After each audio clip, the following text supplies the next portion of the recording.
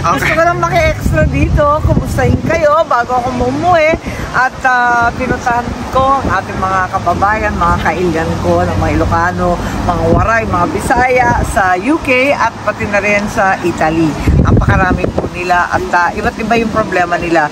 Pero in the meantime, nag-umpisa na tayo magpila ng iba't ibang mga batas sa Senado. Siyempre, yung mga priority bills ko, pero maliban doon, may bago akong bill, ang President Rodrigo Roa Duterte bill, which is SBN 552, at ito ang nagpaparusa at ginagawang krimen, ang extraordinary rendition. Hindi na dapat maulit ito nangyari kay Presidente, na kinidnap siya at dinala rito sa ibang bansa. At papatawan natin ng parusa. Wala tayong masasabi dahil yung ICC ang may proseso sila na kanila, pero para sa atin sa Pilipinas, labag din sa ating batas ang nangyari.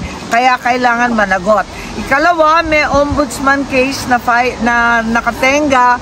Yun nga lang, naghihintay ako sana tapusin kasi magbabago ang ombudsman. Kinakabahan ako, baka hindi na dinggin. Ganun pa man, dalhin natin yung kaso at porsigihin natin para managot ang talagang nag-utos nitong kababalaghan. Kanina, hindi ko na binanggit sa inyo, napag-usapan namin sa loob ni Pangulong Duterte si Senator Amy. Kasi binanggit ko sa kanya na nandito si Senator Amy and nag-request din siya ulit sa ICC through the lawyer kung pwede ba siyang makapasok doon. At tinanong ako ni Pangulong Duterte kanina kung bakit daw gusto pumasok ni Senator Amy. Sabi ko, baka gusto ka kausapin. Sabi niya, ano naman sasabihin niya? Sabi ko, well, hindi ko alam. Sabi niya, pareho kayo na sinasabi politika yan lahat. It's all politics. Yeah, sabi. Politika yan lahat. It's all politics. And then sabi niya na, I believe that she is sincere with her friendship with you. Sa akin daw, oo.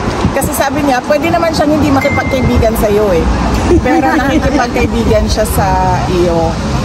Sabi niya, yun ang nabanggit niya kanina. Nakikiisa sa kanila, pero sa kabila nun, alam ko rin na hindi tayo papansinin ng ICC, ano man ang ipataw dyan. Kaya pursigihin natin, maliban sa resolution dyan sa Senado, na baka naman baliwalain lamang. Pursigihin pa rin natin ang pag-iipon ng ebidensya at pagtatanggol kay Presidente sa loob ng proseso nitong ICC. Baka naman madaan sa tiyaga at sa dasal.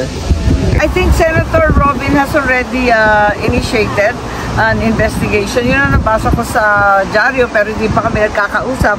Ganun pa man, ang akin mas maigi dahil nababalabag at nagugulanta ang buong tambayanan tungkol na dito sa cocaine overdose na nauwi sa pagkamatay ng isang Pilipino sa ibang bansa.